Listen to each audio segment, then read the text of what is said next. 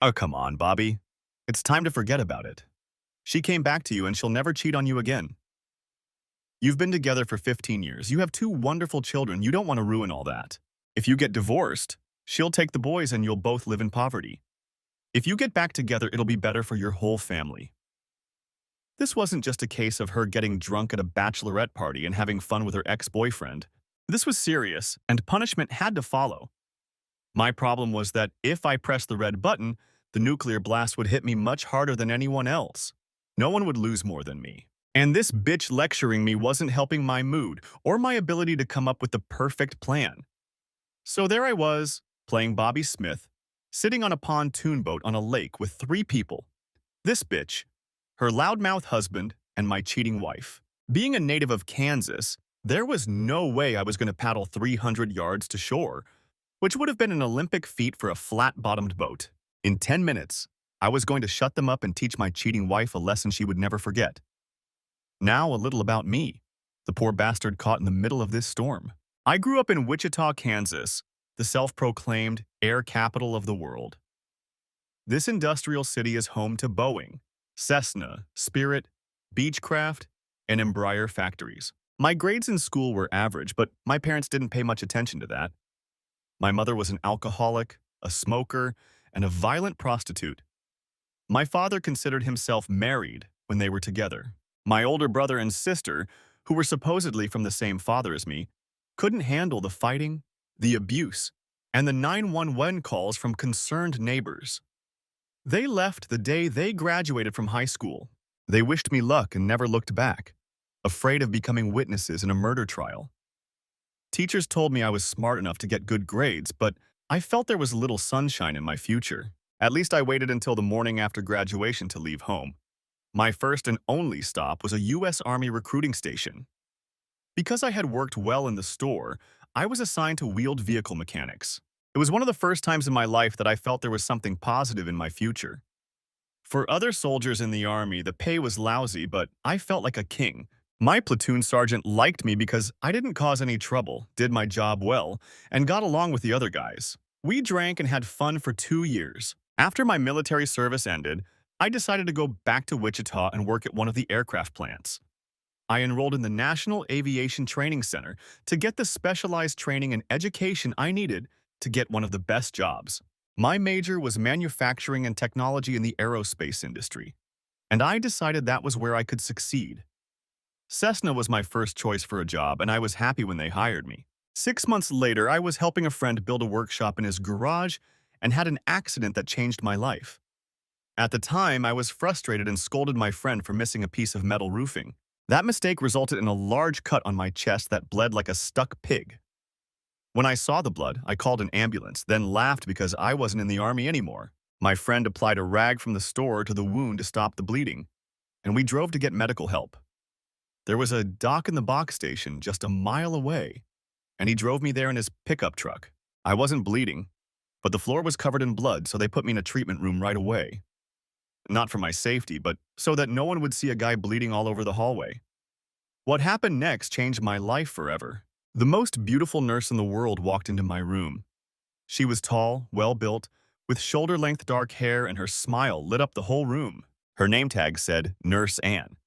Looking at my jeans, work boots, and blood-stained t-shirt, she turned to me with her gorgeous blue eyes and said with a smile, "I didn't know they were casting for the TV version of Jackass today." I didn't know, because I was busy building an orphanage and curing cancer all by myself. My wound is the result of a sheet of metal flying off the roof amid the cheers of Mensa members, celebrating my discoveries. She half smiled, half giggled, half laughed at my comment. "It's only 10:30 a.m. How many beers have you had this morning?" "None so far, but that depends on how long it takes you to wash me. After all, you can't drink all day if you don't start in the morning," I replied. Glancing at my card, she asked, "I take it you smoke too?" "Yes." "You look a lot like my brother," she muttered. "Do you like that your brother smokes?" She took a deep breath and replied, "Yes, but some days." I asked, "So there's hope that I can get you out of this since I'm so much like your beloved brother?" To which I replied, "Ha, take off your shirt. I have better things to do than waste my time on a jerk like you." I struggled to pull my shirt over my bloodied shoulder. She cut the shirt, but only after waving the scissors threateningly in my face. Without saying a word, she began to wipe the blood and dirt from my chest. I'm 6 feet tall and weigh 190 pounds, mostly muscle. That's probably why it took her longer than I expected. She giggled when I reacted painfully to the rubbing alcohol she sprayed liberally on my wound. I thought she should have said gently, "This is going to hurt a little." She stepped back toward the door, turned to me, pointed to the table I was sitting on, and said sternly, "Stay there." For just a second, I noticed her smile. A few minutes later, Nurse Ann and the doctor returned to the room. I could see on her face that she was worried that I would continue to behave unpleasantly and put her in an awkward position. If I wanted to get anything out of her, I had to behave like a better patient. When answering questions, I said, "Yes, doctor. No, doctor. No, doctor. No, doctor. No, doctor. No, doctor. No, doctor. Yes, doctor." I was polite and obedient no matter what they said to me. While the doctor was examining my wound, she stood right behind him.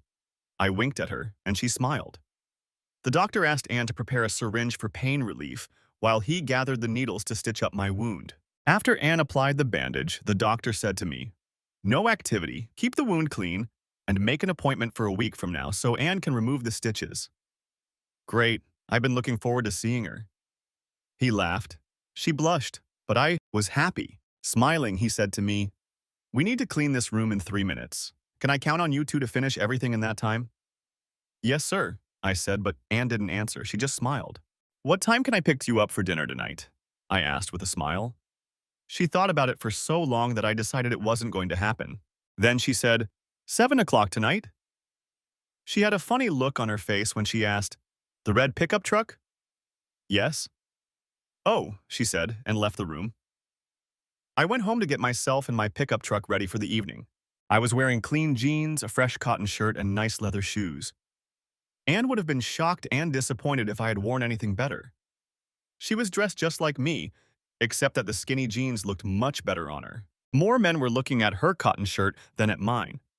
She was so skilled with her feet that a woman who was 6 feet tall could gracefully climb into a pickup truck that weighed 3/4 of a ton. After an initial awkward silence, the conversation continued throughout the evening. We both told stories from our lives. She was from a small town in southwestern Kansas that I had never heard of. Her parents and brother were farmers and ranchers. I rarely left the city, so I could only guess what it was like there. When we left the Mexican restaurant, it was already getting dark. I asked her if she had seen the statue of the Guardians of the Plains. She had no idea what I was talking about, so I drove her to the confluence of the Big and Little Arkansas rivers. At the confluence of the two rivers in the center of Wichita, artist Black Bear Boson created a 13-meter statue called Guardian of the Plains. According to Native American legends, various tribes gathered at this site for the Pow Wow Festival. In the 1870s and 1880s, Chisholm Trail cattle drivers kept longhorn cattle here before loading them onto wagons and sending them to slaughter in Chicago. I learned this when I'd visited the Wichita Cow Slaughterhouse, which recreates the atmosphere of Wichita in the 1870s. At night, the place looked impressive with its dramatic lighting and a bridge over the river symbolizing a bow and arrow. She had lived in Wichita for several years, but had never been here before. We stood on the riverbank and admired the view and all the families who had come here for the evening event. I kept an eye on the clock, and when it struck 9:44, I walked over to her and hugged her. She accepted my offer with a smile and nodded her head. At 9:45, the 7 bonfires on the river exploded with a huge bang, and 30-foot tongues of flame shot into the air. This caused Anne to throw herself into my arms. She was trembling with surprise and fear, until she felt me holding her tightly. She looked at me and said, "You knew this was going to happen, didn't you?" "Yes." "You don't have to scare me to make me hug you. Just ask and I'll be happy to hug you," she said with a smile. After that, we kissed for the first time. When the bonfire display ended, we returned to my pickup truck holding hands. I walked her to the door of her apartment, made sure no one was there, and turned to leave. "Do you want to come in for a minute?" she asked timidly. "Do you want to come in for a minute?" she asked timidly. "Do you want to come in for a minute?" she asked timidly. "Do you want to come in for a minute?" she asked timidly. "I want to stay here as long as you'll have me, but I think after our first date, I should go home and check my calendar. I need to plan all the time we can spend together next month." Anne came up to me and hugged me. Holding me as close as she could, she said, "This has been a special evening for me. Come over tomorrow at 6:30 for dinner. The next evening, I arrived at 6:30 with red roses from my new girlfriend. She opened the door and showed me a beautiful yellow dress the color of the sun. There was a funny expression on her face when she said, "The flowers are very beautiful, but I'm just leaving for a date with someone else. I don't want to be late. Could you put them in water? And close the door when you leave. Goodbye." Then she rushed out the door. I watched the flowers wilt in my hand. What had happened? I found a vase, filled it with water, put the flowers in it, and went to the door. When I opened the door, Anne was standing there laughing at my expression. "You tricked me last night with the pots at the river. I caught you today. Are we even now?" "I guess so, until next time," I replied, embarrassed. She took me by the hand and said, "Come on in. I hope you like what I made for dinner." Before dinner, she asked me to choose wine or beer. I chose beer. We laughed about last night and how much we enjoyed spending time together. We both knew where we would end up later that night. It was the room next to the living room. A lamp was already glowing softly on the nightstand. It wasn't because the cat was afraid of the dark. She was so nervous that she kept apologizing if I didn't like the food. Finally, I took her hands and said, "Stop it. I like the food and the way you made it. Don't apologize until I tell you I don't like it. But remember, if your hands touch the food, it means I'll like it, okay?" This gave her confidence and she became more comfortable with me. We had a wonderful dinner, laughed a lot, and discussed important things in life. For the next 3 months, we were together every evening and every weekend. It was time to meet her parents, and I felt a little awkward because I didn't have a family. I felt like I was in an orphanage, so it could be an interesting weekend with her family, who had lived on the same ranch for several generations. We planned to leave right after work on Friday afternoon and return to Wichita on Sunday evening. After getting a pickup truck, I asked Anne for directions to her family's ranch. She replied, "Drive west from Wichita for 2.5 hours until you reach Wyatt Earp Boulevard in Dodge City. Follow Wyatt Earp Boulevard west until you reach El Capitan. It's a bronze longhorn bull in the middle of the street. At El Capitan, turn south, then left on City Gaze. If you pass Boot Hill, you've gone too far. After turning south, drive to the intersection with Santa Fe Trail. There, turn off the paved road to the west and wake me up." You're playing games with me again. What kind of directions are these? Where's the address I can put into the GPS?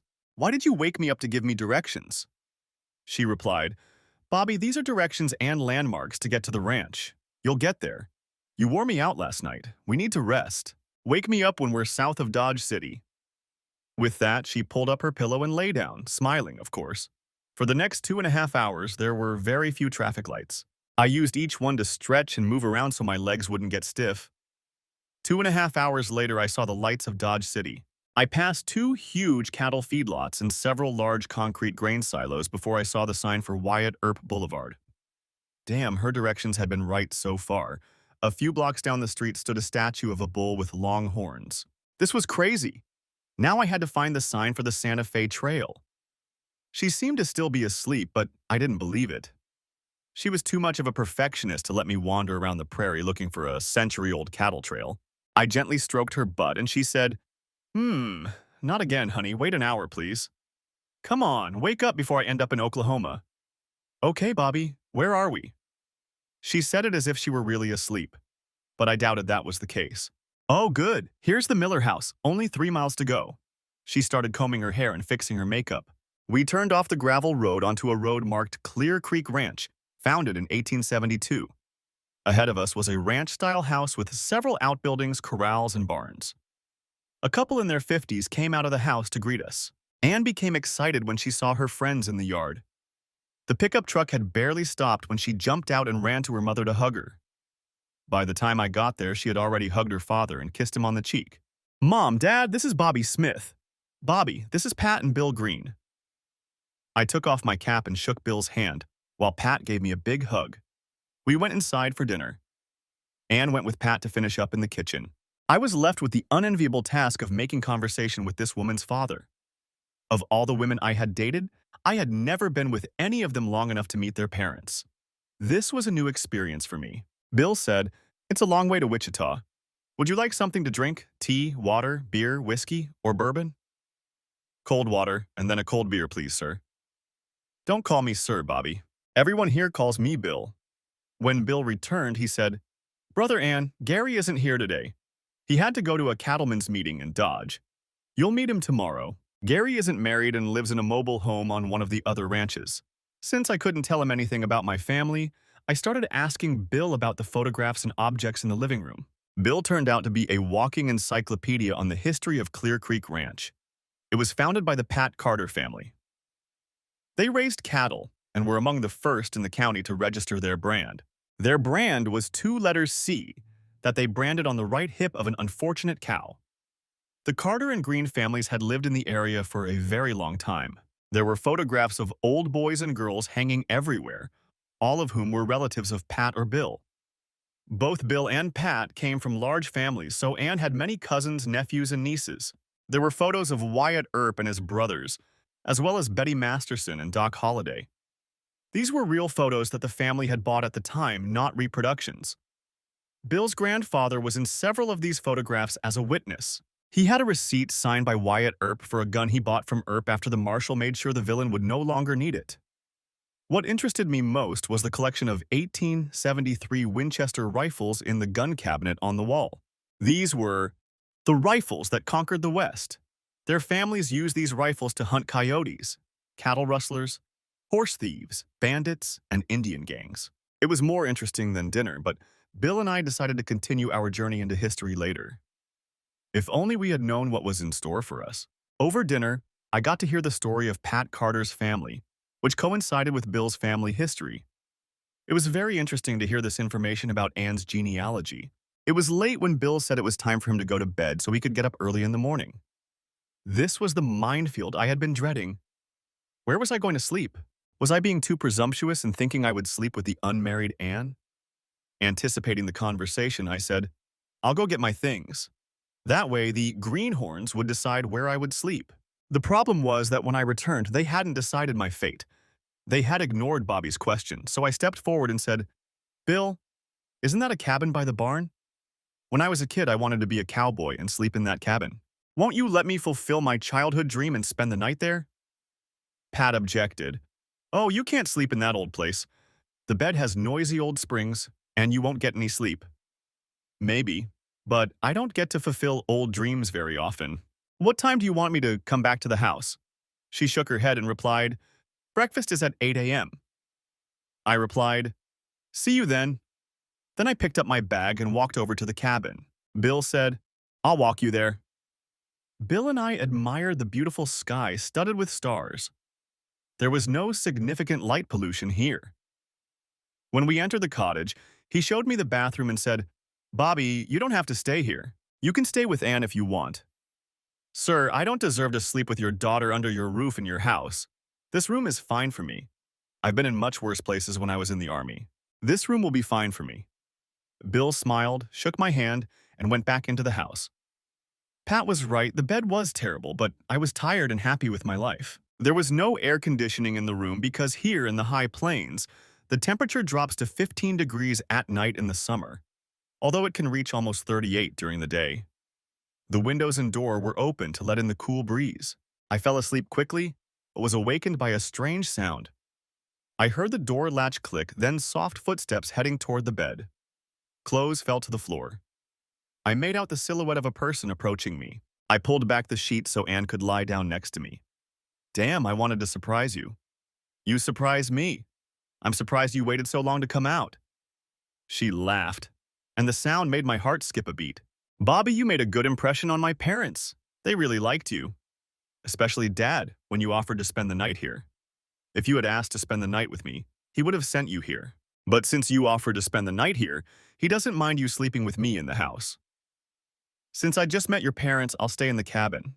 I told you about my childhood dream of sleeping in a cabin for a reason. When I was a kid, I wanted to be a cowboy. It was my escape when I imagined myself in the Wild West instead of with my awful parents. The photos of your family in Dodge City with Wyatt Earp and the others were very interesting to me. When I saw the cabin, I knew I could spend some time in the happy part of my childhood. What a wonderful sleeping pill for me. I couldn't fall asleep until I saw her leave the room. After the first blink, I fell asleep. I woke up when the sun peeked out from behind the barn and shone through the open window. The water heater in the bungalow wasn't working, so I started the morning with an invigorating cold shower. After changing into jeans and a t-shirt, I went outside and heard a noise coming from what I thought was a metal garage. I saw a young man trying to change the inner tire of a large truck. So, as not to scare him, I said, "Good morning. It's going to be a long day." "Good morning. This thing is giving me trouble. Can I help you? I used to do this kind of work."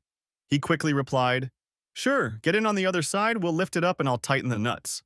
Working together, we quickly got the job done. As we climbed out from under the truck, the other guy said, "Thanks, I could have done it myself, but then I would have been exhausted for the rest of the day. My name is Gary." "Glad I could help. I'm Bobby." "Bobby? I thought your name was Mr. Miracle," judging by Anne's comments. Gary smiled as he said this. I laughed at Gary's comments, then said, "I don't know why she says that. She's much smarter than me.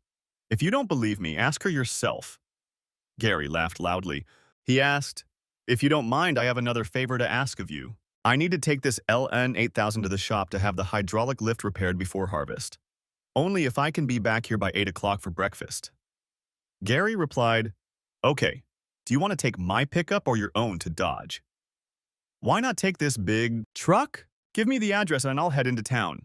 I'm sure you have more important things to do than go to the store early in the morning." I jumped into the cab, started the 300 horsepower diesel engine, backed out of the garage, and headed for Dodge City. All the while, I watched Gary, who was undoubtedly doubting my ability to drive this machine. The radio was already tuned to a local country music station, so I was able to immerse myself in the local flavor during the trip. Gary left the farm later than I did, but we arrived at the repair shop at almost the same time. On the way home, he said, "Thanks for helping me out this morning. Otherwise, I would have had to call in a hired hand. You really know how to drive our Big Red. Where did you learn that?" "I served 2 years in the Army as a wheeled vehicle mechanic. We had to be licensed to drive all the vehicles we repaired." "How do you use this truck?" "From the last week of June until the first full week of July, we use this truck to haul wheat to those huge white concrete grain silos you saw when you drove into town. We have to hire local people to drive the grain trucks, so Dad and I can keep working on the combines. Anne is taking time off work to help Mom cook and deliver meals to all the workers scattered within a 10-mile radius." He continued, "Since Anne will be working here anyway, would you like to join us as a grain truck driver? The pay is lousy, there's no air conditioning in the cab. It's about 100 degrees, we work 16 hours a day, but the food is great, and the sense of accomplishment is like nothing else. You say it's a great job. How can I turn it down?" And we both laughed. Gary wanted to know how airplanes were built, and I asked how wheat was grown. We returned to Clear Creek Ranch at 7:30 in the morning. I washed up in the barracks and went to the main house. It seemed like everyone knew that Gary and I had gone for a walk. Bill asked, "I see you met Gary this morning. I'm surprised he let you ride into town on the Big Red. He's very protective of that truck. Only the most experienced drivers are allowed to drive it during harvest." "Yeah, he told me how they use it during wheat harvest. And I got offered a new job this morning." She looked at me. "And?" "Yeah, I'm going to drive the Big Red during harvest. Should be fun. What do you think? Does that fit in with your plans?" She laughed and said, "So my brother told you that I'll be here cooking and serving food to the harvesters? You're so smart." After a short prayer, we sat down to breakfast, which was a worthy reward for the physical labor these farmers perform every day.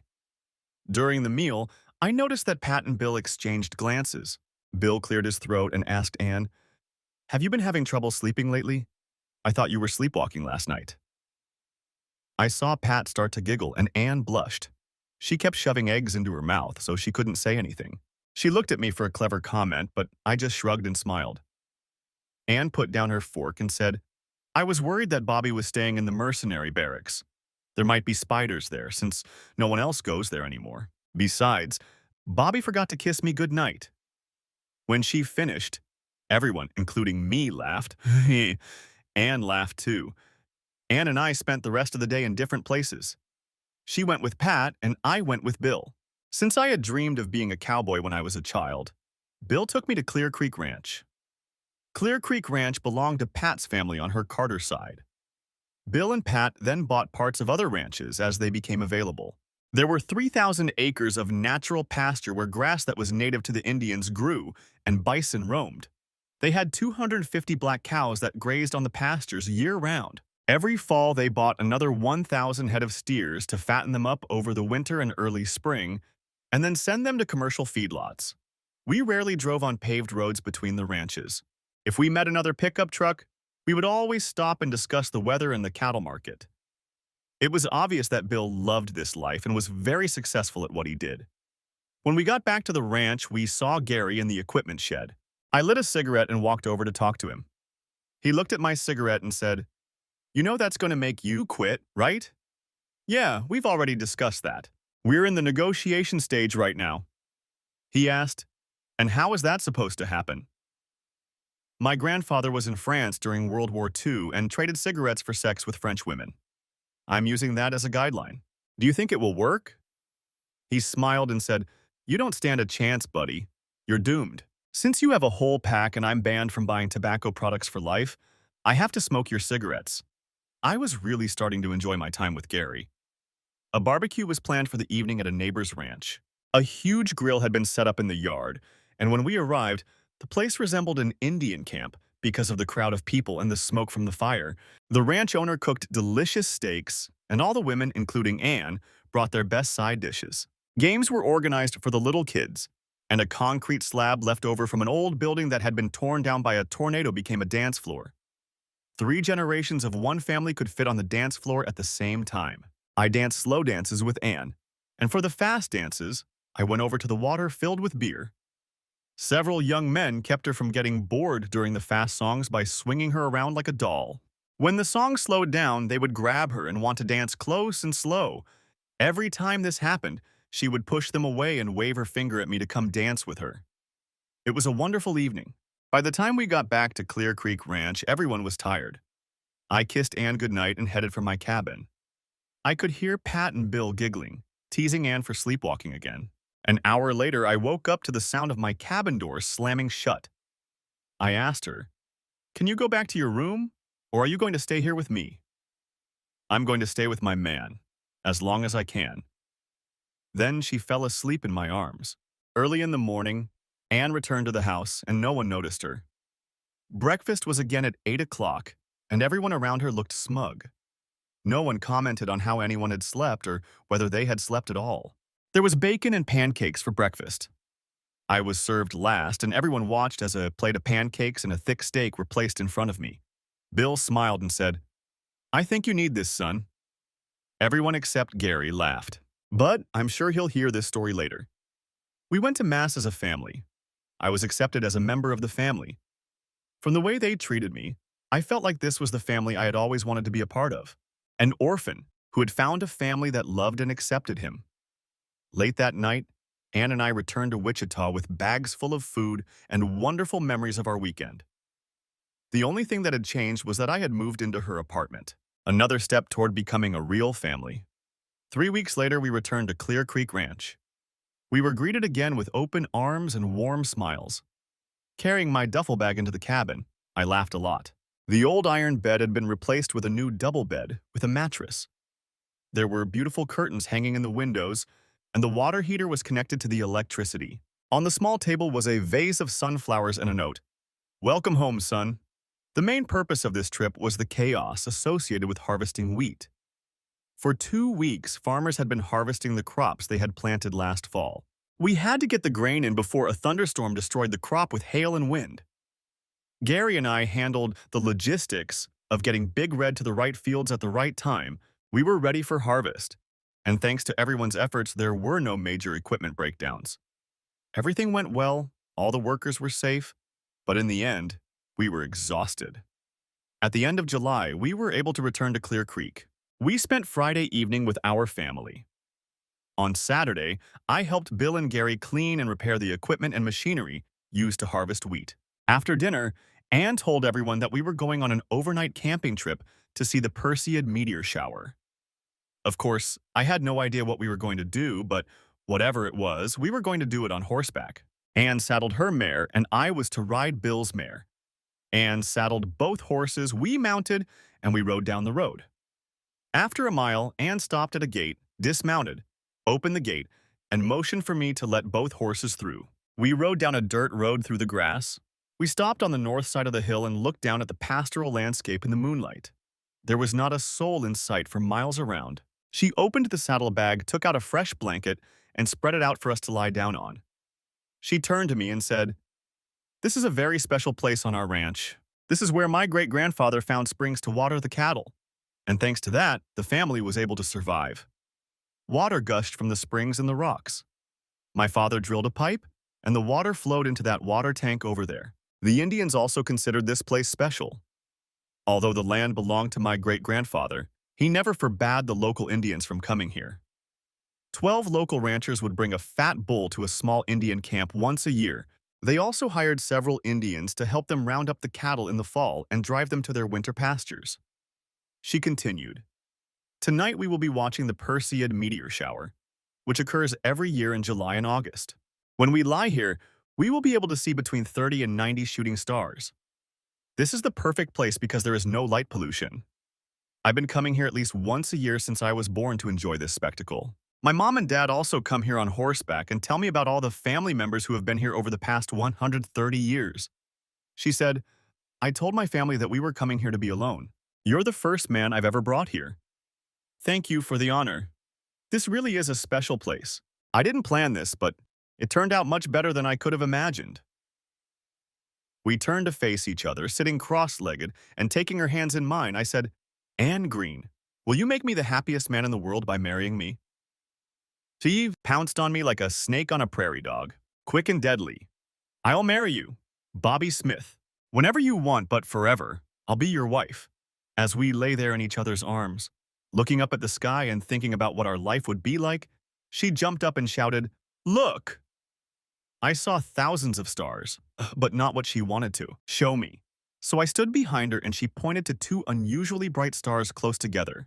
Below those stars was a cloud shaped like the letter U. It looked like a giant smiley face.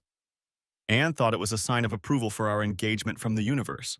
A few minutes later, the clouds disappeared into the distance, but we stayed to enjoy the beautiful view. "Anne, could you leave me for a minute?" She gave me a curious look. I got up, walked over to my horse, opened the saddlebag, and took out a small box. I opened the box, and the diamond sparkled in the light of the falling stars. Needless to say, she was delighted with the ring. Smiling, she said, "You have to ask my father if you can marry me." I already asked him today. Didn't you see how he was beaming during dinner? Laughing, she exclaimed, "I thought it was because Mom put her hand on his leg." We lay down on the blanket to enjoy the moment and the view. After a while, she got up and said, "Let's go freshen up." She walked ahead, and I followed her. In the middle of the pasture was a cistern with cool, clean water. She swung her leg over it and said, "Come in, the water is nice." The water was clear, and the fresh water gushing from the ground was cold. Splashing around in the water with my fiancé was invigorating and refreshing. It wasn't long before we decided we were clean enough to get dressed. We held hands as we rode back to the barn. After we put away the harness and horses, she decided to spend the night with me in the cabin. Before breakfast, she held up her ring finger to everyone who looked her way. Mom was teary-eyed with joy. Gary was happy for both of us. With the engagement came months of planning and thinking through every detail for a successful wedding. I felt sorry for Pat because my mother wasn't involved in planning and organizing my wedding. The wedding took place at the nearby Greens Church. It wasn't a very large building, but we expected many friends, neighbors, and relatives to attend the wedding. I didn't ask Bill how many bulls he would have to slaughter for the wedding dinner. Gary was my best man, and 3 friends from work were Bill's groomsmen. 4 of Anne's cousins stood next to her at the altar. Bill arranged for the guests to be seated on both sides of the aisle so as not to draw attention to the absence of my relatives. The wedding went off without a hitch and everyone had a great time. My co-workers enjoyed dancing with Anne and Gary's attractive cousins. 2 days later, we boarded the Amtrak Southwest Chief in Dodge City and left for Santa Fe, New Mexico at 5:55 a.m. The week we spent there was wonderful, both in the hotel room and outside. After that, we began to live as a young married couple should. This continued until that fateful Saturday, several years later, when I received a call from the city police. Anne had been in a serious car accident and was in the hospital in intensive care. I called Bill as I rushed to the hospital. It was unfair of me, but I had no one else to talk to about it. The doctor told me she was in critical condition with serious injuries to her heart and major organs. No brain damage had been detected yet. He said I could visit her for a while so she would know I was there and that I wanted her to live. She opened her eyes when I called her name. I told her I was there and that her parents were on their way. She grabbed my hand and wouldn't let go until the nurse made me leave. Pat and Bill arrived in record time, 2 hours. I immediately took them to the room, even though it meant I had to leave. All we could do was wait and pray. The three of us took turns staying with her all night so that someone was always there. The next morning, we met with the doctor and he gave us the bad news. Her kidneys had failed, causing most of her other organs to shut down. He apologized for not being able to do anything but make her comfortable. I asked, "Does she know?" The doctor sighed and replied, "She's a very good nurse. She's been supporting me all this time. She knew what her injuries would lead to." Pat choked up, Bill turned away, and tears soaked my shirt. The doctor said, "She will most likely die today, so I have allowed the three of you to visit her at the same time." Bill went out to call Gary and ask him to come. Pat and I hugged until it was time to wipe away our tears and go into her room. I walked into her room and heard a faint voice say, "Hi, cowboy. I'm glad you're here. I don't want to be anywhere else but here with you." At that moment, Bill walked into the room, said, "Hello, princess," and kissed her on the forehead. Anne said, "I'm glad you're all here because I only have the strength to say this once. I'm so glad I lived this life with the three of you. You are all so dear to me, and I love you all. Listen to me. This is very important. I don't want you to fall into despair and depression when I'm gone. Please remember me only in the moments when we had fun, not how much you miss me. I know you will keep me in your hearts, but don't ruin your future by mourning the past. Bobby, you are my only love. I want you to love again, get married, and have the children you talked about. Please do this for me. Remember, I will always be a part of you. I will always be with you. I will be your guardian angel until you join me. Mom, Dad, thank you for everything you've done for me. I love you and cherish you. Please do me one last favor. Please take care of Bobby. You are the only family he has now, and I don't know how my boy will live without me. I'm very tired. Let me sleep for a few minutes and then we'll talk." She squeezed my hand, letting me know she was still with us. Her sleep was restless. She moaned and muttered from time to time. Closer to noon, she squeezed my hand tightly and then let go. Her face muscles slackened, and there was no life in her hand. She was gone. We asked the doctor to turn off the monitors so we wouldn't have to witness her death, and he agreed. The three of us stood there hugging each other, not saying a word. I stepped away from her to let the nurse know it was over. We divided her ashes into 3 parts. One was buried in their church, one was scattered around the Clear Creek Ranch headquarters, and one was mixed with my ashes and scattered in her special place on the hill. It was a solemn occasion, and the church was full of people. I stayed in the cabin while we took care of all the details. I took an additional 2 weeks of maternity leave from Cessna and spent it at the ranch. I returned to work to gather my thoughts and focus. Every weekend, I drove to Clear Creek to help Gary with projects that needed extra attention. It was very good for my mood because I could almost feel her standing on the porch watching us. In the evenings, I often went to a special place to sit and talk to the spirits who listened to me. I became more and more involved in the social life of the Green family. We celebrated Easter in a special place with a beautiful view of the sunrise. I participated in Mother's Day and Father's Day celebrations with Pat, Bill, and Gary. There were several barbecues with neighbors that remain fond memories. Gary invited me to join him and his friends on the first day of pheasant hunting in November. Gradually, I began to move on, not because I wanted to, but because I had to. Anne also wanted me to move on. Christmas and Thanksgiving were difficult for all of us, but by the end of the holidays, we were back to normal. Gary came to Wichita every few months and we went to parties. A year and a half after Anne and I broke up, Gary and I were at a bar in Wichita dancing to country music. 2 young women, stylishly dressed in short western skirts and cowboy boots, walked past us and smiled. We put down our glasses of stale beer and asked them to dance. Thanks to Anne's careful coaching, I was now able to avoid embarrassment on the dance floor. Gary and I spent the next hour with Shelley and Katie. I was with Katie and Gary was with Shelley. Katie went to the restroom and Gary went to get drinks. Shelley put her arm around my waist and said, "Dance with me, please." "Sure." And we stepped onto the dance floor to a slow song. Shelley said, "I don't like Gary," and Katie says she doesn't mind being with him. "I know we just met, but can I spend a little more time with you?" How can I say no to a handsome blonde like you? Don't tell Katie, but I prefer you anyway. This time, Gary was the first to get a beautiful girl as a partner, and that's how it stayed. Katie laughed. I lost to the guy with the best pickup line, huh? Yeah, but I'm better looking and a better dancer. We spent the next few hours talking, drinking, and dancing. I got her phone number and asked her if she wanted to have dinner on Sunday night, and she said yes. Gary had a good time with Katie, and they agreed to meet up the next time he was in Wichita. It was obvious that Katie wasn't going to drive to Dodge City to see him. Shelley and I had a great time that Sunday. I was a little upset when she asked how I knew Gary. I told her he was my brother-in-law until my wife died in a car accident. He's a good friend, and every fall I go pheasant hunting with him. She was understanding about my situation, and we never brought it up again. We continued our normal relationship. We would meet up during the week just to hang out.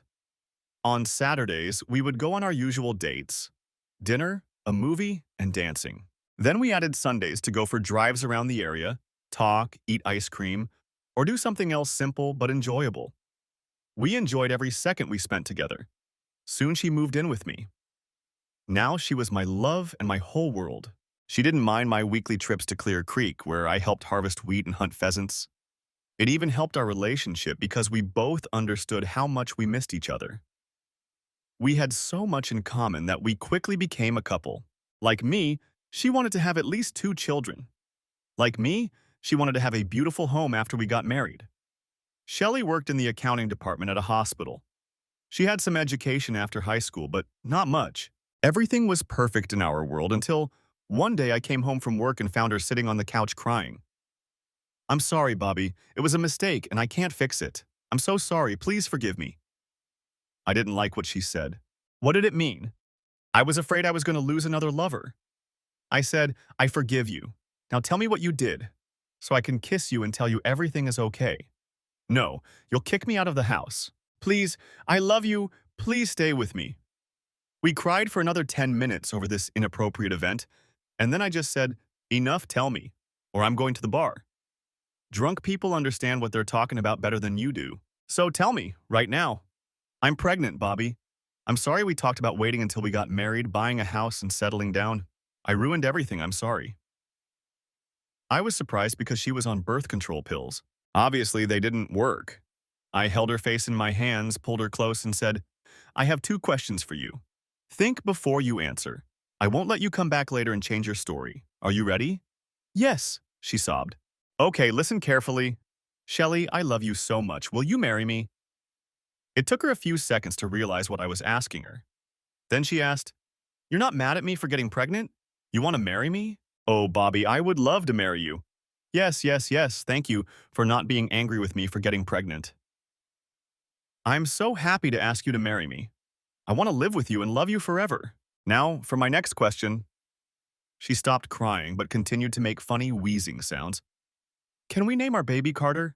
I really like that name, whether it's a boy or a girl." She hugged me around the neck and said, "I like that name too. We're going to have such a wonderful life with our boy." The next 2 months flew by in a whirlwind of wedding and baby preparations. Everything she planned for both events was appropriate and affordable. There were no diva tantrums in our apartment. The only problem was her bitch of a sister, who always insisted that everything be done her way when she was around. She told Shelley that I should spend 3 times my monthly salary on her ring. I told Shelley that we could move in with her sister for 3 months and not pay for rent, food, or a car. Her sister Beth, the bitch, didn't think that was an acceptable solution. It didn't help that her husband Hal was always pestering me, telling me how cheap I was and how generous he was for paying 4 months of salary for Beth's ring. I know how he paid for the ring. He racked up a bunch of credit card debt, including the ring, and then declared bankruptcy and left, laughing at how smart he was. The only disappointment at the wedding came from her parents. They wanted a lavish celebration to impress their friends, but insisted on not paying a dime for the event. So Shelley and I had the wedding we wanted for ourselves, not for anyone else. Gary Green was my best man again. Pat and Bill were invited and happily attended the event. I was very happy to see them. Our son Carter was born on March 3rd and was a healthy, happy baby boy. Shelley was the perfect mother, knowing exactly what to do and when to do it. I just did what I was told, except that I didn't need to be told how to hold, love, and care for him. In June, we brought Carter to Clear Creek Ranch just in time for the wheat harvest. I had made arrangements with Bill and Pat before we arrived. During our phone conversation, Pat was very excited when I proudly told her that our son had been named Carter. Shelley had only seen Bill and Pat briefly at our wedding, so this was her first real visit to them and the ranch. The plan was for Shelley to return to Wichita the next day, while I stayed to help with the harvest. When we pulled up to the ranch, Pat nearly knocked Bill and Sir Henry's dog over to get to Carter. First she hugged Shelley, then carried Carter into the house. Although Shelley was a wonderful mother, she was ready for another woman to help her with her son. Neither her sister nor her mother wanted to do anything except coo over the baby and ask Shelley, "Is there anything to eat or drink?" Pat was very good at not crossing the motherly boundaries that women set when caring for children. Pat fed Carter and rocked him until he fell asleep. Taking advantage of the moment, Shelley asked me, "Can we go for a walk?" "Sure," I replied, wondering if something was wrong. Shelley took my hand and said, "I just want to walk with you. You and me, just the two of us. I love my son, but I enjoy spending time with his dad." She continued, "Pat is just enchanted with Carter. You'd think he was her own grandson. Actually, he is her only grandson, if you count me as still her son-in-law. I consider her my mother. She and Bill treat me like a son, and I love them like parents. Their daughter is no longer in my life, but I am in theirs, and they are in mine. Of course, our relationship comes first for me. I hope you're not worried about my relationship with them." After a few steps, she said, "I think you've got a good balance." We walked for about an hour. Then my mom's alarm went off and we went back to the house. Everything was quiet, Carter was asleep, and Pat was working in the kitchen. Bill and I went to meet Gary to discuss which fields we would start harvesting the next morning. Bill and Pat took turns holding Carter and feeding him until he fell asleep. Shelley couldn't believe how dark it was until she looked up and saw thousands of stars as we carried Carter to the bunker. We were surprised to see a new crib in the room. On it was a blue blanket with boots, a saddle, and horses for our little cowboy. It was a message that Carter could come visit them any time. Shelley returned to our house in the afternoon. She had planned to leave after breakfast, but she and Pat got talking and time flew by. I stayed at the ranch for a week, and then Gary drove me back to Wichita when I went to the John Deere dealer for parts. 2 years passed, and Shelley gave birth to our second son, Tyler. Pat came and stayed with us for a few days to look after Carter while Shelley took care of Tyler. As the boys got older, we started spending more time at the ranch. They were old enough to ride horses and understand the old cowboy stories Grandpa Bill told. The 6 of us would go to Boot Hill, where we rode horse-drawn wagons, watched gunfights on Front Street, and drank sarsaparilla at the Long Branch Saloon. We took the boys out to the pastures west of Dodge City so they could see how the wagon ruts on the Santa Fe Trail still haunt the land. They loved living surrounded by cowboy history. Every summer, we left the boys there for a week or two. They made friends with the neighborhood kids and rode horses to visit each other. Pat and Bill took them to Sunday school, which expanded their circle of friends. The longer they stayed at the ranch, the more they wanted to return. When they were 10 and 12, they wanted to spend the entire summer at the ranch. We compromised and allowed them to spend July there after the harvest. By that time, Shelley had grown tired of ranch life. It was fun at first, but then the work became hard and less interesting. The whole month the boys were at the ranch. She wanted to dance and have fun every night. She was approaching the magical age of 40 and wanted to imagine she could turn back time. She went back to work and formed a group of young women she hung out with. That fall, I took Carter with me on my annual pheasant hunt for the first time. He had never seen a pheasant and was eager to join his friends. There were 10 people in our hunting party. 8 men walked across the field and flushed the birds, while 2 at the far end blocked the field so that the birds would fly toward the shooters. The boys walked alongside and behind their fathers. After lunch, the boys were shown how to clean and cut up the birds. Each boy made a headdress out of long, colorful tail feathers to wear that evening. In the evening, we ate about a third of the birds and froze the rest to take home. Carter brought home some beautiful feathers for his mother to put in a display. Shelley was not impressed, and the feathers disappeared, much to Carter's dismay. The following summer, the boys decided to spend the whole summer at the ranch. They told Shelley and me that we could come whenever we wanted. Shelley did not like this plan. She wanted the boys to stay in Wichita, but didn't feel it was necessary to spend much time with them. She worked during the day and went out with her friends several times a week. She left the house at 7:30 in the morning and might not be back until after the boys went to bed. So you can understand their frustration with the situation. Shelley and I had some disagreements about her not being home. I had no reason not to trust her when she was out with her friends, but I didn't think she should spend so much time only with them. Pat called me when Bill was driving her and Gary to Wichita. I could tell she was upset, and then she told me that Gary was very sick. He had suffered from kidney stones his entire life. His heavy smoking had made the problem worse.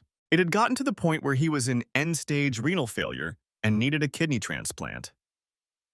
I learned that he had been on the waiting list for a new kidney for some time, but none had been a match. I knew he had this problem, but he never gave me any reason to think it was life-threatening. They wanted to meet with me when they came to town. I went to their doctor's office and asked if I could be a donor for Gary Green. The next few days were very stressful for the family. The boys were very worried about their Uncle Gary. Finally, when Gary's condition worsened, they decided that I was a perfect match for him. The transplant was scheduled for the next morning. I visited Gary that evening, and he was overwhelmed by the possibility of receiving a transplant and continuing his life. He thanked me and said that it proved that we were brothers, even though we had different parents. Early in the morning, we were taken to neighboring operating rooms. When we were separated, I told him, "See you on the other side."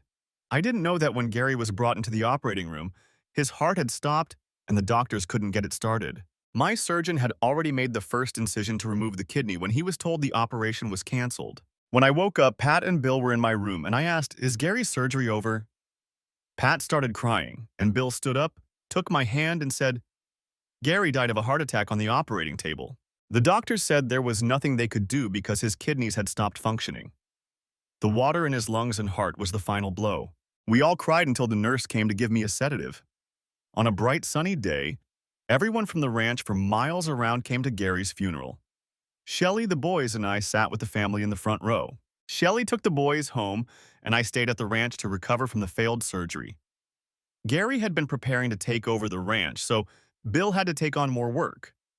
I planned to spend most of my weekends at the ranch to help him. Shelley didn't like this decision because she wanted to continue socializing with her friends rather than taking care of two active boys. We disagreed, but didn't get into any serious arguments. One afternoon, she came home from work and was as happy as a schoolgirl. She had been appointed to represent her department on the employee committee at work. There was no extra pay, but it was prestigious and a chance to do something different. The hospital was affiliated with a famous football player who was coming to the hospital to lead a fundraiser for a new pediatric ward. Since Lance Belton regularly came to Wichita to service his Cessna citation, his agent agreed to let Lance speak and encourage donors to give money to the hospital. Belton was a wide receiver for the Oakland Raiders and had a reputation as a dirty player. Of course, all the Kansas City Chiefs fans in town thought so too. At the luncheon, Shelley found herself at the same table as Belton. She was also in the group that accompanied him around the hospital so he could visit his children. When his citation landed on the runway, I walked over to the plane that was leaving for Los Angeles. I saw Shelley and her friends hugging Lance, and he was enjoying it, kissing and hugging all of her friends. I tried to get closer, but I wasn't allowed to because the plane's engines were ready to start and people were being pushed back. Lance hugged Shelley and kissed her without saying, "Thanks for showing me the city." He took her by the hand and started pulling her toward the plane. She resisted, but her friends pushed her toward the plane's steps. The door closed and the engines roared. I couldn't get on the plane, so I called her cell phone. She answered, "Hi, honey. Guess who's flying to Los Angeles for dinner tonight? The plane should be in St. Louis tomorrow, so I'll be dropped off on the way to my next destination. See you tomorrow," and hung up. I ran over to her friends and asked what was going on. They laughed and said, "Shelley is in for the night of her life. She's flying on a private jet and joining the High Flyers Club." Working in the aviation industry, I knew what entertainment was like at a mile in the air. This was a shock to me. Why did she do that? Seeing my despair, the girls teased me, imagining me as a cuckold and the NFL star on a private jet. One of the girls said, "Tomorrow she'll be back with you in your boring farm life, but she'll never forget tonight." Right. She'll never forget the divorce that will ruin her life. That got their attention, and one of them said, "This is a big deal for her. Don't ruin her fun." Very few women get the chance to spend the night with a professional football player on his private jet. She deserves to have some fun. Just forget about it. I hope she has a good time because when she gets home, she's going to be in hell. I left because I didn't want to hear any more from these whores about what my whore wife was doing. I stopped by Home Depot and bought a dozen boxes of different sizes to pack her things in. I called an Uber to take her to the airport and had her car driven home so I could load the boxes into it. She had to find her own way home. Later, I got a message from Shelley. It was a photo of Shelley kneeling in the aisle of the plane. The caption read, "Hi, Bobby. I'm having a great time. Too bad you're not here." I got another message with a photo. The text read, "I'm now an official member of the Mile High Club. Invite me to dinner tomorrow to celebrate, okay? Somewhere really nice." The next morning, I called my boss and asked if I could take a few hours off to take care of some important business.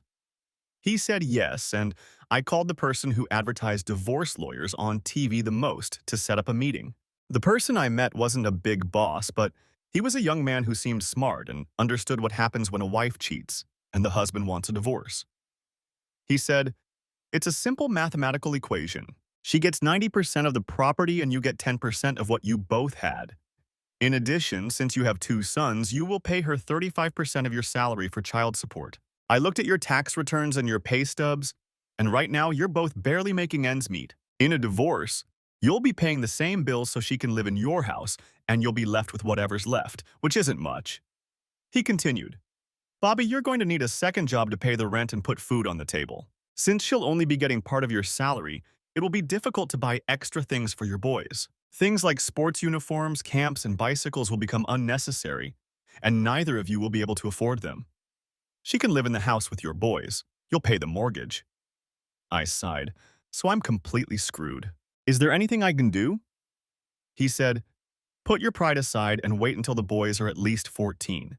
Then they can choose who they want to live with. From what you've told me, they'll prefer to live with you. Then divorce her. It'll still be expensive, but you won't have to pay alimony. Your salaries aren't that different, so alimony won't be an unbearable burden for you. Here's a plan of action for you. Don't yell, scream, or threaten her. That will only strengthen her position in court. Buy a small voice recorder and record all important conversations. You can kick her out of the house for a few days, but she has the right to housing. She can come back by court order, so don't lock her out. Do not engage in a relationship with her until she has undergone a complete and humiliating STD test." He continued, "Based on experience, we can say that if she has cheated on you now, she will definitely cheat on you again. We use this to our advantage. You cannot use her infidelity as grounds for divorce. However, if she wants to come back to you, demand a prenuptial agreement stating that whoever cheats, including you, will receive nothing in the divorce and will have no custody rights over the boys. Now you have two ways out of this situation. Neither will be quick or easy. I can help you draft all the specific points you want to include in the agreement if you choose this path. You will have to walk a fine line to show that you don't want her back, but at the same time, allow her to come back with a prenuptial agreement, so be careful. If she finds a good lawyer because you've upset her, you could find yourself in a difficult situation for several years, so be careful. If she decides she doesn't want to come back to you, you'll be giving me and her most of your salary for several years. My first thought was, thanks for doing nothing. Now, my main goal in life was to protect my boys from becoming victims of a divorce battle. I had to do everything in my power to get custody of them. Their mother was a whore, and I had to get them away from that selfish bitch. If I had to play the role of the smug cuckold, I would do it for a short time. It wasn't what I wanted, but it was the only thing I could do to save them from her. When I calmed down, I realized I would follow his advice. But only after I told her how she had hurt me. I loved her, and she did this to me. Last night, I was ready to destroy everything of value that belonged to her. It's a good thing I didn't. I swore she would be destroyed, but I had to restrain myself. In basic training in the Army, we were taught that the greatest test of patience is to wait until the enemy is in the ambush zone before opening fire. I had to come up with 2 ambush plans since Lance's wife would also be in the ambush. I got home from work a little earlier than she did. As soon as she walked in the door, she was angry and asked, "Why did you bring my car home instead of picking me up? Didn't you get my messages? It was really hard for me to get home, and I don't appreciate it." I turned off my phone so I wouldn't get any unpleasant messages. "Sit down next to me and tell me about your trip." I moved to a soft armchair so she couldn't sit next to me. She said cheerfully, "The trip was wonderful. The takeoff was fast and hot. We gained altitude very quickly. The pilot flew south of Denver, so I was able to see both the sunset over the Rocky Mountains and the lights of Denver. The view of the land passing by was breathtaking. I had a wonderful time. You'll like Lance. He's a great guy. I was talking to some of your friends from the club, and they said you were going to join the Mile High Club on the flight. Did you? Her face froze for a second as she thought about how to respond. She asked, "What's the Mile High Club?" Well, it's a club that people join when they've flown on an airplane at an altitude of over a mile. So are you a member now? Stammering, she replied, "Oh my gosh, no. Lance was a real gentleman. He knew I was married to a wonderful man and wouldn't cheat on him." Why did your friends tell me you were going to join the Mile High Club and you said you didn't know what it was? After gathering her thoughts, she replied, "I don't know why they said that. Nothing like that happened. So you didn't sleep with Lance?" She replied sternly, "No, I didn't, and I don't like that question. Do you think I'm lying to you? Did you kiss him?" She replied quickly, "Yes, just a kiss on the cheek." Let's get this straight. The only time you kissed him was on the cheek. You didn't know about the High Flyers Club. You didn't plan to have fun with an NFL star on his private jet when you flew to Los Angeles. You didn't sleep with him or anyone else on the plane. Is that correct? She sat up straight and said, "It's the truth. I'm not lying to you. I love you and I'm hurt that you doubt me." "I'm sorry, honey. Instead of doubting your honesty, let's look at the photos that were sent to me from your cell phone." A look of concern appeared on her face and she tried to get up to hide when I said, "Here, honey, this is a photo of you with Mr. Lance. Or is that not you in the photo?" The blood drained from her face and she said, "My God, where did you get this? Oh, Bobby, I'm so sorry. This is just awful." She fell to the floor in a pool of tears and sobbed. I sat motionless, like a rock, giving her a chance to realize the consequences. Between sobs, she said, "You shouldn't have gotten those photos. They were meant only for me, as a memento of an unforgettable evening. He must have used my phone to send them to you. I didn't write those horrible things to you. That's even worse, isn't it, Shell? You're a cuckold, and you keep mementos for yourself. You treat me like just another dumb husband who adores his wife even if she had fun with some guy she just met. What a sad situation for both of us. Don't you love me anymore? Am I such a bad lover that you're doing this to our marriage?" Now, unable to hold back her tears, she blurts out, "No, no, it wasn't like that at all. It was my exciting adventure. I wasn't trying to ruin your honor or humiliate you. I was just doing something exciting, and it had nothing to do with our marriage." Well, then your great adventure is going to destroy your marriage. When the plane door closed, it ended our marriage and our family. She cried, "Our marriage doesn't have to suffer. I know I made a mistake and I'll never do it again. We can get through this. We just need to love each other enough to save our marriage." Standing up, I said, "I don't know how we're going to live together. Your things are already in the car. We can't be together right now. You need to go away for a few days until we figure out what to do next. To be honest, I can't look at you right now. Please go." "But this is my home," she sobbed. "Yes, it's your home. But if you want to save our marriage, you'd better leave for a few days. If you don't, in my current state of mind, I'll go straight to a lawyer to get a divorce. I'm giving myself time to cool off. If you want a divorce, let's fight it out with lawyers in a bloody battle. Bobby, I have nowhere to go. I don't want a divorce. I want to stay with you. I'll never do anything like that again. You have your promiscuous friends who talked you into getting on that plane. Tell them how you spent one night and came home to the hell of your life. They'll love to hear that story." She shook her head and said, "Okay, I'll tell them. But please remember I love you, Bobby." Funny way to show your love for someone. Everything that comes out of your mouth is a lie. She blew her nose, wiped her eyes, and asked, "Can I call you tomorrow?" "Sure," I said, but I had no intention of calling unless I felt like it. The following week, the same conversation repeated itself. She said she loved me and wanted to come back. I replied that it was difficult for me to accept that her dirty business had invaded my home again. That evening, I began to implement my plan to restore balance. It took 3 evenings. I wrote to Shelley and suggested dinner and a talk about everything except our marital problems. She gladly accepted my invitation. Every word we said was scrutinized by the other for hidden threats or excuses. She wanted to return to our home, but that did not happen. We parked near her friend's apartment, and I told her we had a lot to discuss. She searched my face for signs of good or bad news. "Shelley, Whatever happens to our marriage, you need to get tested for STDs. For your health and for the boys' sake. She replied, there's no need, because both boys are healthy. I'm not going to trust the health of our sons to your opinion of their health. If you don't get tested, I'll get a restraining order to keep you away from them.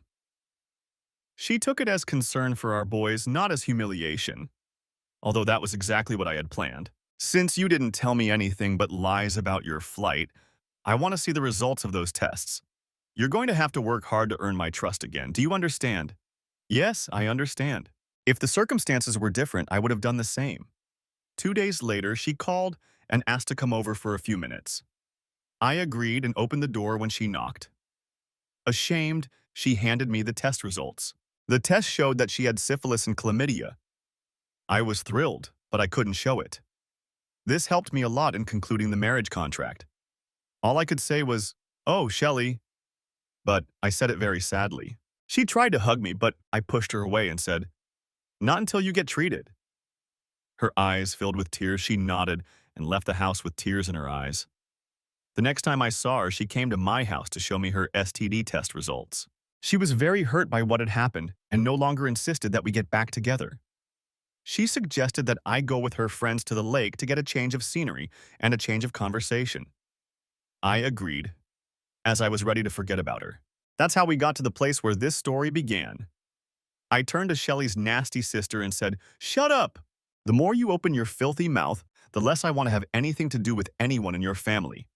Shelley, tell her to shut up, or we won't talk to you until Christmas." At that moment, Shelley walked over to her sister and said, "Shut up. You're only making things worse." When the noise on the boat died down, I stood up and said, "I'm going for a swim to cool off." With that, I took off my shirt and heard Shelley sigh. "Oh my God," she exclaimed. On the left side of my chest was a large tattoo in the shape of a bright red heart. At the top of the heart was written, "My only love." Shelley thought I had done it to prove my love for her, but inside the heart were 3 letters, Anne. I stood there watching her throw up over the side. She got up, walked over to me, and touched my heart. "How could you do this to me?" "I could ask you the same thing, Shelley. How could you do this to me?" She stammered. "How could I look at him when you were making love to me? The same way I can look at you with a tattoo on your head. You cheated on me right on board the plane. What's the big deal? Now you can feel my pain? Now I can say to you, just forget about it." That was the end of what was supposed to be a neutral meeting. Shelley and I started seeing a family therapist, and all the conversations were the same as they had been for the past few weeks. The main problem between us remained unresolved. Now she is completely healthy and wants to come back home. I told her I agreed, but we needed to draw up a prenuptial agreement so that it was clear what we expected from each other. I met with a lawyer and outlined my demands. I formulated them as follows. In exchange for Bobby not filing for divorce due to Shelley's infidelity with Lance Belton and others, Shelley agrees to the following. 1. Never speak about Lance Belton or her contact with him or others who were on the Hawaii plane with him. This includes attempts to humiliate Bobby by comparing him to Belton. 2. Shelley will not engage in written, verbal, or electronic communication with Belton. 3. Bobby agrees to never make derogatory remarks to Shelley. 4. Both parties will make a sincere effort to repair their relationship after Shelley's infidelity. 5. Shelley will undergo HIV/AIDS testing every 3 months for 9 months. 6. Both parties agree that if either party comments on the infidelity, they will waive all rights to the house, joint accounts, child custody, and alimony. 7. Shelley agrees to always tell the truth and never lie to Bobby. My lawyer told me that this is a very humiliating postnuptial agreement, and that if Shelley has adequate legal representation, it will be rejected. I told him that, in my opinion, she is willing to agree to everything I listed. He finalized the agreement to get another $1,000. I gave it to Shelley, and she signed it without hesitation. I could have included a clause in the agreement stating that she would not associate with her promiscuous friends. I didn't do that because I wanted to give her a chance to change me again and then cut her out of my life. She would have no opportunity to turn my sons against me. She was happy that I helped her move her things into the house. Our house only has 3 bedrooms, and the boys each have their own room. We had a dilemma about where to sleep. We wanted to look good in front of the boys, but I didn't want to sleep next to her. Again, my ultimate goal was to erase her from my life, not to endure the temporary pain of sleeping next to her. I hoped that the AN tattoo on my chest would prevent any contact with her. I was leaving for Clear Creek on Friday evening and returning home on Monday morning, which eliminated 3 of the 7 nights with her. I had to endure the remaining 4 nights. I declined her, saying, "Not yet, let's take it slow. Let's give our wounds time to heal." I lied. One morning, I had to deliver a part to a plane that was being repaired at the airfield, and I saw it. It was that bastard Lance's plane. I went over and talked to a few people I knew in the hangar. They confirmed that it was his plane and that he was in it. I decided to call the plane late at night and see what I could do to make his life, or what was left of it, unbearable. I knew I couldn't handle him alone, even with a heavy wrench. He was a big, strong man. Thoughts of shooting him or preventing the plane from landing crossed my mind, but I would have missed my boys in prison. With no plan, I returned to the hangar at 9 o'clock to see if there were any weak spots I could exploit. I was surprised to see the light on in the cockpit, but the door was locked. I found a folding ladder and pressed myself against it to see what was going on in the cockpit. There he was, sitting at his computer. Now I had a plan. I filmed everything and went straight to the police station. They were fully armed and called a judge to get a search warrant that same evening. I went with them on the raid to show them where his plane was and how to get to it without him noticing. When the police arrived, I backed off because I didn't want him to know I was involved. The police officers pounced on him from all sides. 2 officers on a mobile ladder filmed his computer and then ripped the cabin door off. He resisted, but after a couple of hits with a stun gun, he fell silent. They confiscated the computer and took him to jail. It was all over the news, and I know Shelley saw it, but she didn't comment. She asked me why I was near his plane that night when I was working late. I shrugged and she said, "I hope Lance rots in hell." Me too. He had his own plane and enough money to flee the country so he couldn't get out. Perverts like him don't make friends easily in prison. Influenced by Shelley's slutty friends and my refusal to do the same, she was soon caught cheating again. Not with a football player or a TV star, but with a lecherous bartender who got her drunk. A few more guys joined them, and somehow the video ended up online. She had to go back to the clinic to get rid of the STDs. My lawyer had assessed her correctly. She was going to cheat again, and now I had her in my sights. After I showed Shelley the video, she collapsed into a chair. I didn't need to say anything. I just told her, "Call your slutty friends and have them take your shit out of my house." The next day, 3 women came to help Shelley move her things. I didn't want to miss that moment. Besides, I didn't believe they wouldn't take and destroy my things. I became the center of their smug anger. The blonde with bleached hair snarled, "You must be the biggest jerk in the world to kick a woman who loves you out onto the street." Laughing, I replied, "She was given the opportunity to entertain someone else as she wished, but she promised not to do so. She knew the rules and destroyed her marriage. Now she has to take responsibility for her actions.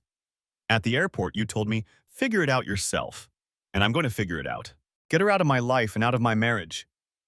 A look of discontent appeared on her face because she knew I was right. We were supposed to meet at my lawyer's office to sign the divorce papers, the gift agreement, and the child custody agreement. Shelley brought her lawyer with her to contest everything we had already signed. He yelled, puffed, snorted, and exclaimed, "This prenuptial agreement is disgusting. It's just a humiliate and tirade from a bitter, vengeful person. It's worthless." My lawyer looked at me and said, "You're right. This agreement is humiliating for both parties. It's disgusting and offensive. But as disgusting as it is, it's still legal. This is what we do every day. We take something shameful and disgusting and make it legal. So let's get this over with." I left the meeting, and Shelley was sobbing and crying in the conference room. "My home, my children, my marriage. Please don't take all of this away from me. I'll have nothing left. I'm begging you. I'm pleading with you, please." That may be the last thing I ever heard from her. I hope so. Carter and Tyler started talking to me about moving to Clear Creek permanently. I wasn't opposed to the idea, but I needed to talk to Pat and Bill first. Shelley had disappeared from my life, so on Friday evening, I took the boys to Clear Creek. I told Pat and Bill the whole story and that we were now divorced. They were very disappointed in Shelley, but glad that their 3 boys hadn't been hurt too badly. Yes, now we were their 3 boys. As we drove through the pastures, Bill and I discussed moving into the cabin and working in Clear Creek. Bill smiled his wise smile and said, I'm glad you brought that up. Pat and I have been discussing it and wanted to talk to you about it. We would love to have the three of you stay on the ranch. We shook hands and continued our conversation. The next day, I was particularly dirty after working at the store, and Pat came out to check on me. I was holding my shirt under the faucet to wash it and cool it down when she walked into the store. She paused for a moment, looked at me, and walked silently toward me. Stopping about a meter away from me, she placed her hand on my tattoo, the tattoo that said her daughter was my only love. She hugged me, sweaty and smelling of perfume. She whispered, she was so lucky to have a man who loved her so much. Yes, I loved her and miss her very much. She turned and went into the house, pressing a handkerchief to her eyes. When the boys finished school, we sold the house in Wichita and moved into the bunker. Both boys had their own rooms, and the third room became a living room with a TV. We didn't need a kitchen because Pat cooked. Shelley kept in touch with the boys by email and phone. I had no contact with her whatsoever. Carter was old enough to drive with a restricted license and run errands around town. It was amazing how many places he could find to do chores. Both boys loved to hang out with the neighborhood kids. The name Amber Reynolds came up constantly in conversations about where Carter was and who he was with. I asked him, do you know her parents? He replied, yes, she's one of my teachers and her father was a veterinarian. But he died 2 years ago, and her mother is a wonderful woman. Carter told me an encyclopedia's worth of information. At the end of the summer, the neighboring farmers had their annual barbecue. I already knew most of the farmers, so I felt right at home at the party. Standing by the beer keg, I saw a woman looking in the other direction who I thought was Anne. It couldn't be her, but she looked a lot like her. I started moving toward her. She turned around, saw me, and smiled. I smiled back and realized she was Latina and definitely not Anne's clone. Someone touched her arm and she turned to talk to him. I stepped back, glad I hadn't embarrassed myself. After a while, Carter and Amber invited me to their house to meet their mother, Emily. I gladly accepted. It turned out that the Latina woman was Amber's mother. Up close, she was a very beautiful woman with features similar to Anne's. We found common interests and continued talking after the kids left. We even danced together a few times. As we were leaving the concrete dance floor, I saw Pat walking toward us. She was arm in arm with another woman, and they were both smiling. I asked Emily, I wonder what Pat is thinking right now. Emily replied, how do you know Pat? She's my mother-in-law. I live in their cottage with my boys. Then you must be Toy, she almost shouted. Who's Toy? I hissed. The man who married Anne. I was a bridesmaid at your wedding. The woman with Aunt Pat is my mother, Mary Hernandez. Mary and Pat are sisters. My goodness, that's why your son's name is Carter, isn't it? She called her mother. Mom, it's him. Mom, Anne's husband. I finally found him. Emily turned to me and said, let me see him. See what? I asked. The tattoo of his love for Anne. Please let me see it. I unbuttoned my shirt. Then she put her hand on the tattoo, and an electric shock ran through both of us. A very strong connection formed between us. We looked into each other's eyes and knew we were connected. Pat said, I see you finally found each other. We hoped you would do it yourself so we wouldn't think we set it up. I suddenly realized we were holding hands. Pat grabbed my unbuttoned shirt, turned to Emily and said, you and Anne are just alike. You can't help but try to share this man. We all laughed at her remark. I wasn't trying to create a new Anne, and she wasn't looking for a clone of her late husband. We truly began to care for and love each other for who we were, not for what we lacked in our late spouses. The following July, Emily and I rode horses to a special place to watch the Perseid meteor shower. It was a place she knew very well. As we sat on a blanket, snuggled up together, I took a small box out of my pocket. Emily, my love for you is so deep that I want to be with you every day. Will you marry me? Oh, Bobby, I really want to marry you. You're the best man in the whole universe. We kissed and lay down on our backs, embracing each other, knowing that the next place we went would be special to us. Suddenly, she exclaimed, look! It was happening again for the first time since I had proposed to Anne. 2 stars in a cloud, smiling broadly. Epilogue. Bobby and Emily got married that fall, and Bobby moved into Emily's house. For the first time in almost 20 years, no one lived in the cabin. That was until Cather graduated from college with a degree in animal science and production management and moved into the cabin. He enjoyed the solitude, especially when Amber came to visit. A year later, Carter and Amber reunited the Smith and Carter families. When they had children, they moved into Pat and Bill's house when they moved into a nursing home in town. Bill still drives to Clear Creek every day to see them and reminisce. Tyler comes to the ranch for wheat harvest, pheasant hunting, and holidays. He has a girlfriend with whom he lives in Kansas City, where they both work. Bill and Pat provided funds for their two grandsons to attend college. Both boys will visit their mother on holidays and birthdays.